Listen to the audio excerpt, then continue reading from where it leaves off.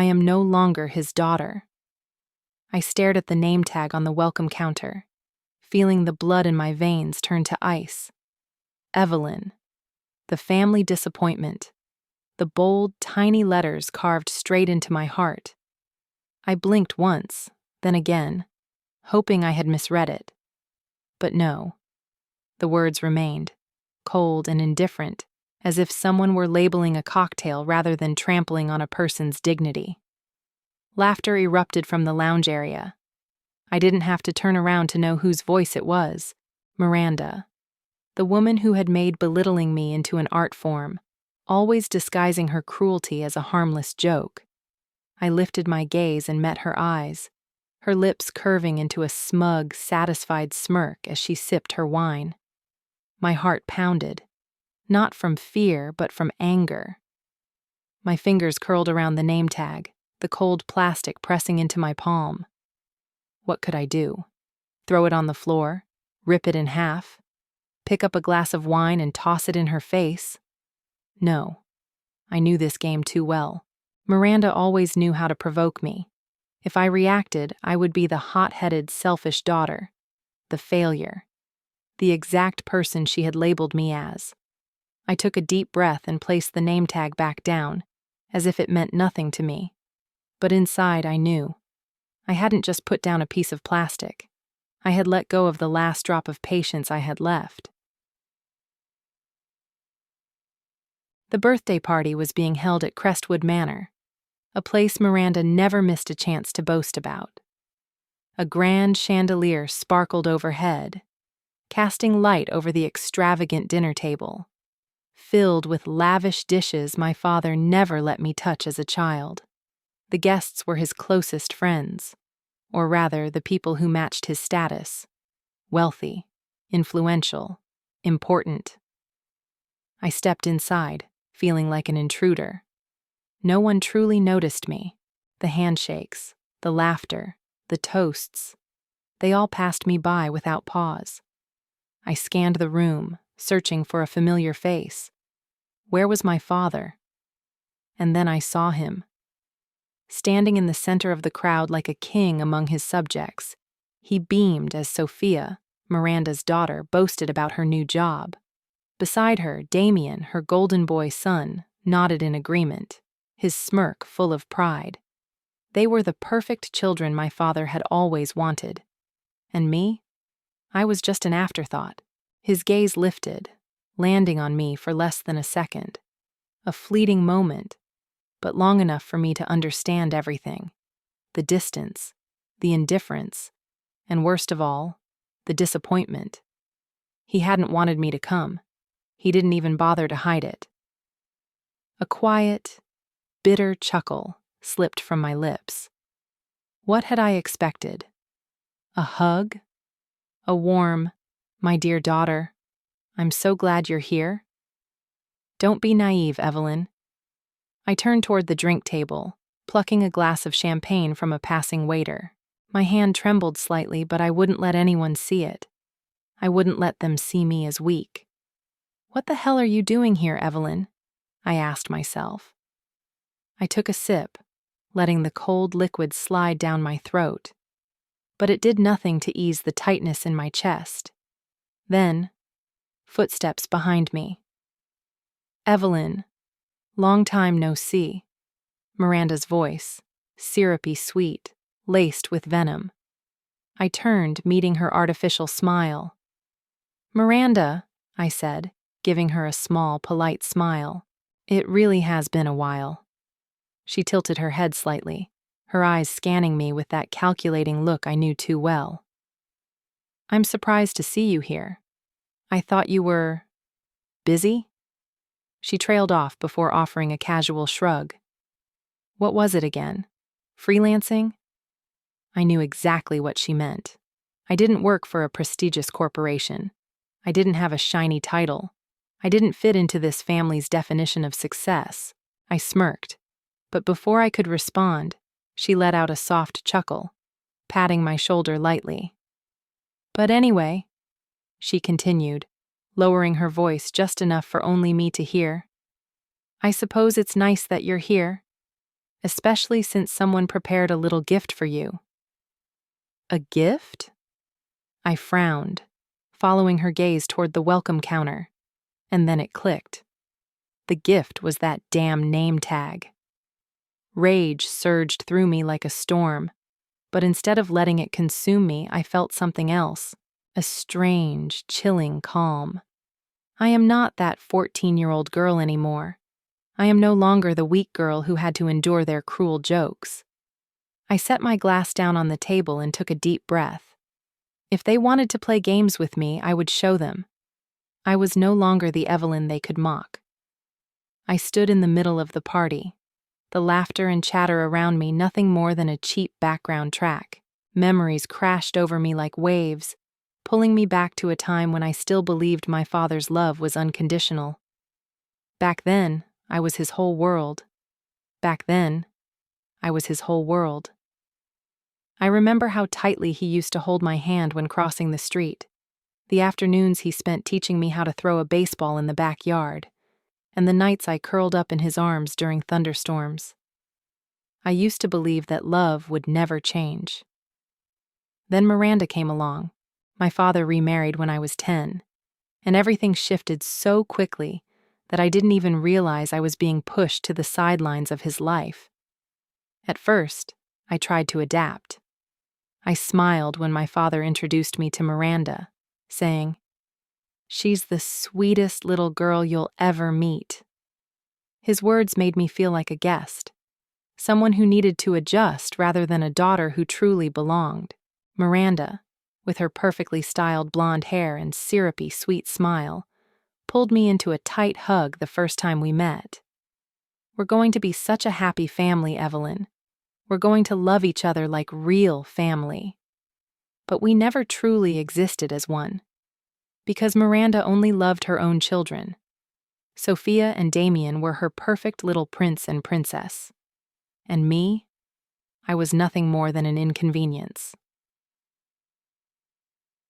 The changes weren't immediate. At first, they were small.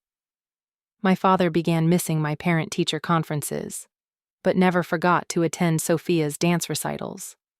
He was too busy to take me to the park as he had promised, but somehow always made time for Damien's baseball games. Then, one Friday afternoon when I was 11, I stood outside Westbridge Academy, waiting for him to pick me up. Minutes passed. Then an hour, but he never came. I walked home, tears streaming down my face, my legs aching. And when I finally reached Crestwood Manor, exhausted and heartbroken, I found him sitting in the living room, laughing with Miranda, Sophia, and Damien, as if he hadn't forgotten me at all. "Did you forget about me?" I asked, my voice shaky from running and crying. He barely looked up, just sighed. "Evelyn, I was busy. You're old enough to understand, aren't you?" Understand. So Sophia and Damien didn't have to understand, but I did. I swallowed back my words, because I already knew the truth. In this house, my voice didn't matter. As the years passed, I became nothing more than a shadow. While Sophia and Damien were showered with gifts, praise, and endless support, I was left with responsibility. "Evelyn, watch Sophia for me. Evelyn, wash the dishes. Evelyn, cook dinner. You're older now. Stop asking for so much." That was their excuse for everything. I was older, so I had to give in. I was older, so I had to understand. I was older, so I no longer needed my father's attention. I remember once, Sophia knocked over a glass of milk at the dinner table. Miranda turned to me. "Clean it up, Evelyn." "But I didn't do it," I protested. She simply shrugged. "But you're the older sister." Sophia and Damien could do anything, make a mess, scream, break things, and there would be no consequences. And me? I was expected to stay silent. Everything reached its breaking point when I turned 18. Before my mother passed away, she had set aside a college fund for me. Every penny saved with the hope that I could become independent and finally leave Crestwood Manor behind. But when I needed that money, it was gone. I still remember the shock of opening my bank account and seeing the balance at 0. My throat went dry as I turned to my father. "What happened?" I asked. He spoke as if he were commenting on the weather. "I used it to help Damien get into college." My heart shattered. "That was my money," I whispered, my voice trembling. He simply shrugged. "Damien needed it more. You can still apply for scholarships, right?" In that moment, I let out a hollow, bitter laugh. I didn't need to ask Miranda. I already knew. She was the one who had pushed him to do it. Because in her eyes, I was never worth a future. I hated him from that moment on. That night, I packed my bags and walked out of Crestwood Manor forever. I took care of myself. I worked any job I could to survive. I didn't need his money. I didn't need his fake love. I didn't need this so-called family. But now, standing in the middle of this extravagant party, with that family disappointment name tag sitting on the table, I realized something. I wasn't the one who should be disappointed. They were. I tightened my grip on my glass and smiled. If they thought I would stay silent and endure this humiliation like before, they were wrong. I didn't just leave that house with a suitcase. I carried every scar they had carved into me over the years. The day I stepped onto that bus at Oak Ridge Station, I swore I would never need them again. And I kept that promise. I threw myself into my studies, working 3 jobs at once to pay for tuition, while Damien enjoyed his college life, indulging in all-night parties and luxury vacations. Funded by my father. My father funded Damien's extravagant college life, while I worked myself to exhaustion just to afford a cramped apartment near campus. I never complained. I had no time for hatred, no energy for nostalgia. I had one goal: never go back to that house. And I succeeded. 4 years later, I graduated with honors. No one from my family attended. No texts, no calls, nothing. But I never expected them to. I stood among hundreds of graduates in the Wellington University auditorium, watching as parents hugged their children, took pictures, and celebrated their achievements. And me? I stood there, proud of myself, in silence. Even after leaving them behind, I was never truly free. Every now and then, I would receive invitations to my father's parties, not because he cared, but because he needed to maintain the illusion of being a good father. I never wanted to go. But the pressure from relatives, the ones who always said, "Don't let the past affect the family," forced me to show up a few times. And each time, my father found a way to belittle me. I remember one Christmas a few years ago. I reluctantly accepted the invitation and returned to the house I once called home. I had hoped, just maybe, after all these years, my father had changed. But the moment I stepped inside, I knew nothing was different. Damien, dressed in an expensive suit, bragged about the job my father had pulled strings to get him. Sophia lounged on the couch, a diamond ring glinting on her finger, boasting about her latest European vacation. And my father? The moment he saw me, he smirked. "Still doing that freelance work, Evelyn?" He didn't even wait for my answer. "Times must be tough. I could ask around, find you a real job." A real job. Those words hit me like a punch to the chest, as if everything I had built meant nothing. I wanted to tell him that I had started my own company, that I was more successful than ever, that I didn't need his help. But I knew it wouldn't matter to him. To my father, if I wasn't following his path, I would always be a disappointment. I placed my glass down, met his gaze, and said, You don't need to worry about me. I'm doing just fine. He only smirked, as if I were deluding myself. If you're really doing well, then why are you here alone? I left the party right after that.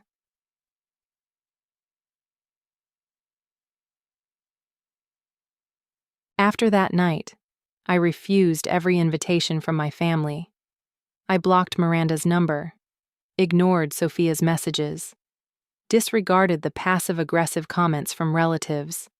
I didn't need them. But sometimes, whether I wanted to or not, I still had to face my father. The last time was at Sophia's wedding. I didn't want to go, but a small part of me thought I should, if only to prove to myself that I had moved on.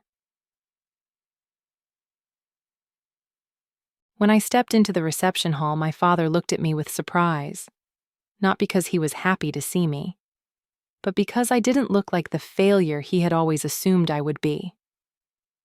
Evelyn. He blinked. I wore an elegant red dress, my hair in a sleek updo, my makeup subtle yet sharp. I was no longer the weak girl he once knew. "Hello, Dad." I smiled, but there was no warmth in it. He studied me for a moment before clearing his throat. "Have you found a stable job yet?" I almost laughed. Even now, he couldn't acknowledge that I had succeeded. I didn't need to find one. I built my own. "Oh." He nodded, but there was skepticism in his eyes. "That's fine, I suppose. But if you ever want a real career, I can help you." For the first time in my life, I didn't feel anger. I just felt pity. He would never admit that I had done well without him, because if he did, he would have to face the truth, that he had been wrong. I placed a hand on his shoulder and gave him a small smile. "No need, Dad, but you can be proud of me." I paused. "Or not. It makes no difference to me." Then I turned and walked away, leaving him standing there, stunned. I was no longer that 18-year-old girl, desperate for his approval. I didn't need it anymore. Now, standing at his birthday party, staring at the family disappointment name tag on the table, all I felt was amusement. Did they think this would hurt me? They had no idea that I had let go of this family a long time ago. I lifted my glass, taking a slow sip of wine. If they thought I would stay silent, they were wrong. My gaze swept across the room, where everyone was dressed to impress, their laughter and conversation blending into a perfectly orchestrated performance. But I wasn't part of the show. No one welcomed me. No one truly cared that I was here. Their glances flickered toward me only for a moment before moving on, quick, dismissive, as if I were nothing more than a smudge on their flawless masterpiece. That was fine. I was used to it.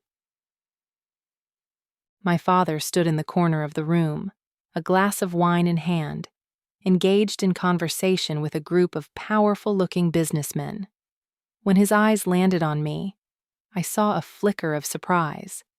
It lasted only a second. Then, his expression returned to its usual indifference, like my presence meant nothing at all. I almost laughed. How foolish I had been to ever expect more from him. I slowly made my way toward the lounge area, where Damien and Sophia were chatting with a group of relatives. I had no intention of joining them, but Sophia's sharp voice cut through the air, making me pause. "Dad was so generous to pay for my wedding, but honestly, I think that's only natural," she said, twirling the sparkling diamond ring on her finger, her voice dripping with smugness. "Of course," Damien nodded. "Dad always prioritizes the kids with potential." The kids with potential. I pressed my lips together, taking another sip of wine to swallow the anger rising in my throat. So what did that make me in their eyes? But I didn't have time to be angry, because at that moment, I noticed something. The most important thing of the night. Near the entrance, a small guest check-in table was set up, neatly arranged with name tags. No one seemed to be paying much attention to them, except me. I stepped closer, scanning the names. Uncle Mark, Cousin Rachel, Neighbor Tom. And then, I saw it. My heart stopped for a second. Right in front of me was a tag with my name on it. And underneath, printed in small yet unmistakable letters, were 2 words that made my blood boil. The disappointment. I picked it up, my fingers tightening around the edges until my nails dug into my palm. What a pathetic joke. I didn't need to ask who did this. I already knew. At that moment, laughter rang out from the lounge area, a voice so familiar that I didn't even need to turn around. Miranda. She was laughing, a glass of wine in her hand, her eyes gleaming with amusement as she watched me. I took a deep breath and slowly placed the name tag back on the table. I wasn't going to let them win. I didn't snap it in half. I didn't throw it to the floor. Instead, I placed it neatly back in line with the others, as if it meant nothing to me. I didn't need to yell. I didn't need to cry. I didn't need to react the way they wanted me to, because I knew exactly what Miranda wanted. She wanted me to explode, to lose control, to cause a scene, so she could paint me as petty, overly sensitive, dramatic. But I wouldn't give her that satisfaction. I turned, lifted my glass to my lips, and took a slow sip, as if that name tag meant absolutely nothing. And when my eyes met Miranda's, I smiled. A calm, unbothered smile. Not angry, not wounded, just contemptuous. That smile made her frown. Not long after, my father approached. He didn't ask about the name tag. He didn't show a hint of anger at the fact that I had just been humiliated in his own party. Instead, he merely glanced at me, took a sip of his drink, and said in that infuriatingly indifferent tone, "I didn't think you'd come." I tilted my head and shrugged. Neither did I. A brief silence. "Are you still doing that job?" His voice was low, as if he was trying to sound polite but couldn't quite hide the disdain. "Which job?" I raised an eyebrow. "The company you're running?" I let out a laugh, unsure if it was from bitterness or exhaustion. "Yes, and it's doing better than ever." He didn't respond right away. He just looked at me for a long moment, as if assessing whether I was lying. Then he sighed, took another sip of his drink, and said, "Good for you." That was it. No congratulations. No sign of pride. Just an empty phrase. Before he turned and walked away, blending back into his crowd. I stood there watching his figure disappear. Then I looked around. This room, this place, where everyone was complicit in my exclusion. Did they really think I would endure all of this in silence? Did they really think Did they think I would stay quiet? If so, they had forgotten something important. I was no longer the Evelyn they once knew. I set my glass down, took a deep breath, then lifted it again, running my fingertip along the rim. A sharp clink rang out. The sound sliced through the air like a knife, and just like that, the room fell silent. If they wanted a game, I would give them a show to remember. I stood in the center of the room, a chilled glass of champagne in hand, the weight of my actions settling over the party like a thick fog. Conversations faded, one by one. Heads turned toward me. Some looked confused, others curious. But what pleased me the most was the look in my father's eyes. Unease. And Miranda. Her grip tightened around her wine glass, her expression laced with quiet alarm. They had no idea what I was about to do. I lifted my glass slightly and smiled. I suppose this is a special occasion, isn't it? A grand celebration for the man of the night. My father's shoulders relaxed slightly, as if he thought I would simply say something polite and move on. He raised his glass, waiting. I let them wait. I took a deep breath, letting the silence stretch just a little longer, letting them wonder. Then, with a voice calm but edged with ice, I continued. My father always taught me that family is meant to be a place of respect and support, that we should always stand by each other. Isn't that right? A few people nodded, assuming I was reinforcing his beliefs. They were wrong. I turned, meeting his gaze directly. But then, I realized something. I let my eyes drift across the room. For some people, family only exists as long as you follow the rules they set. Step outside their expectations, and suddenly, you become a disgrace, an outsider. The energy in the room shifted instantly. A ripple of tension spread through the crowd like a wave. My father blinked but said nothing. Miranda forced a tight smile, her fingers gripping her glass as if she wanted to crush it. I used to believe that if I worked hard enough, if I proved myself, my father would see me differently, that he would finally acknowledge me. A small, humorless laugh escaped my lips. But then I realized something. I smiled, but there was no warmth in it. I never even had a chance. Lowering my glass, I let my gaze sweep across the room, meeting each pair of eyes that had once dismissed me.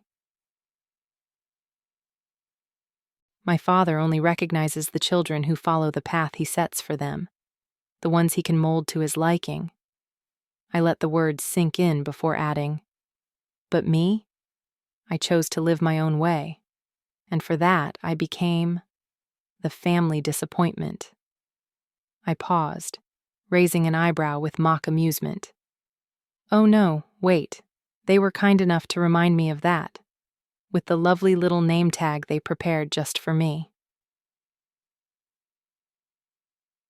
A few people exhaled sharply. Murmurs started. I saw Damien frown. Sophia's eyes widened.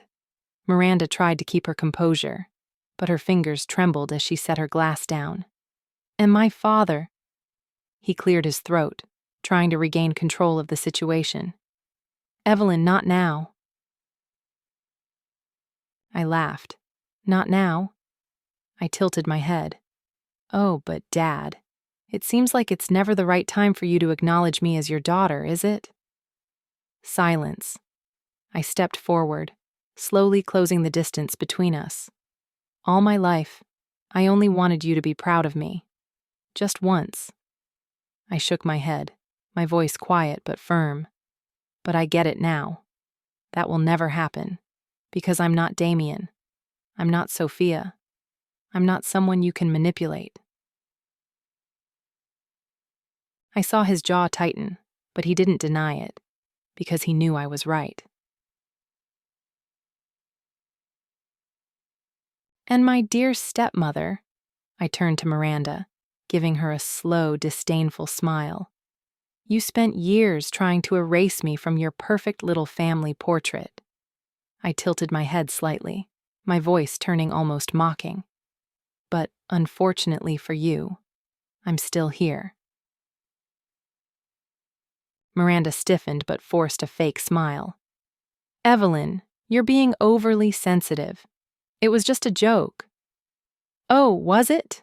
I cut in, my voice light yet sharp as a blade. Well then, I have a joke for you too. I raised my glass, letting my gaze sweep across the room. Happy birthday, Dad. My voice was calm. And congratulations to everyone here. I paused, just long enough for them to hold their breath. Because this will be the last time any of you ever see me.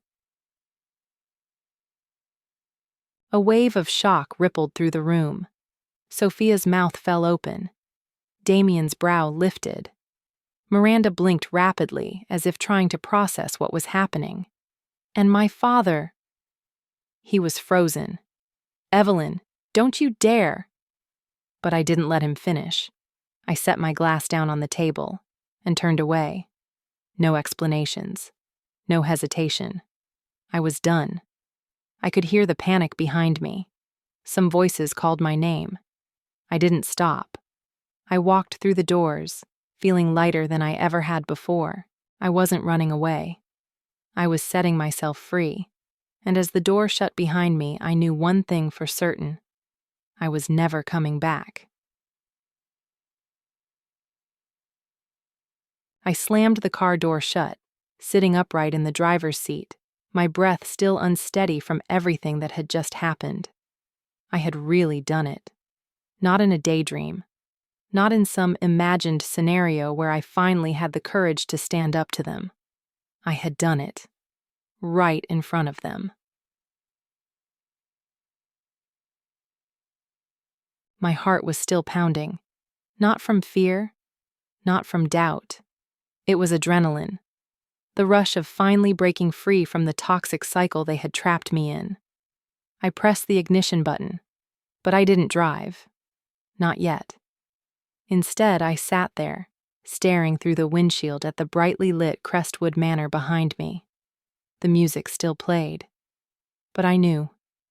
No one inside was in the mood to celebrate anymore. They were talking. They were shocked. They were angry. And I didn't care. I pulled my phone from my purse and unlocked it. A string of messages flashed across the screen.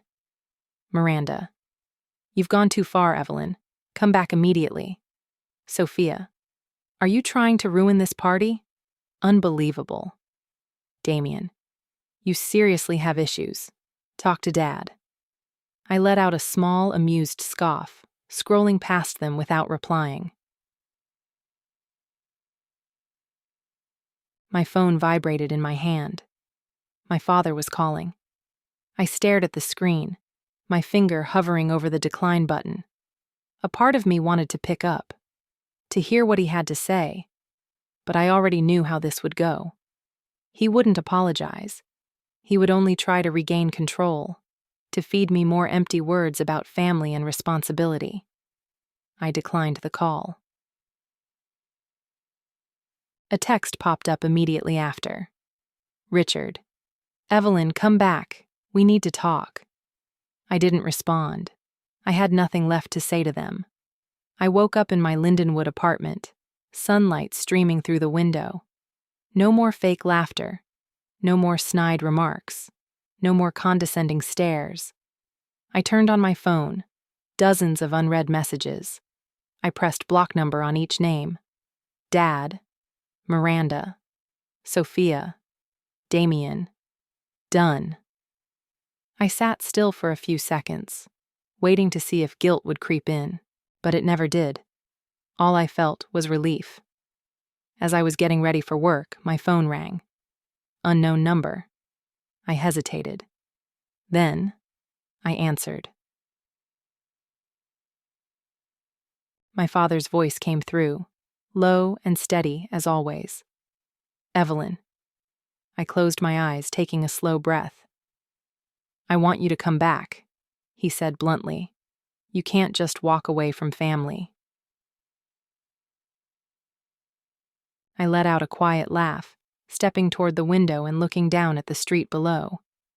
Did you call to control me, or to apologize? Silence.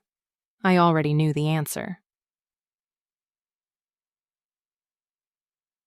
Family is supposed to stick together, Evelyn. His voice dropped slightly. I don't want this to escalate any further. I tightened my grip on the phone. Not escalate further? As if everything they had done to me before wasn't already enough? You never truly saw me as part of this family. I spoke slowly, each word severing the final thread between us. Don't pretend that you suddenly care now. Evelyn, don't be selfish. I laughed. Did you really just say that? Once again, silence. I pulled the phone away, glanced at the screen, and slowly pressed the button to end the call. No goodbyes. I heard nothing from them. Everything was eerily quiet. No more guilt-tripping messages. No more veiled threats. No more heavy feeling whenever my phone buzzed. But there were moments when I wondered, had I gone too far? Did I really need to cut them off completely? Maybe. I should have given them a chance to change. But then, I remembered. Every time they abandoned me, every belittling remark, every condescending glance, they hadn't changed. They never would. And I realized I had done the right thing. It tastes like peace. It's about reclaiming her worth. Sometimes true freedom doesn't come from being accepted. It comes from having the courage to walk away from those who no longer belong in your world. But blood doesn't always mean love. You are not obligated to maintain relationships that bring you pain. True happiness comes when you choose a life where you no longer need to prove yourself to anyone, except yourself. Would you have walked away like Evelyn? Or would you have given them one last chance? Share your thoughts in the comments. And don't forget to follow the channel for more powerful stories about family, betrayal, and self-discovery.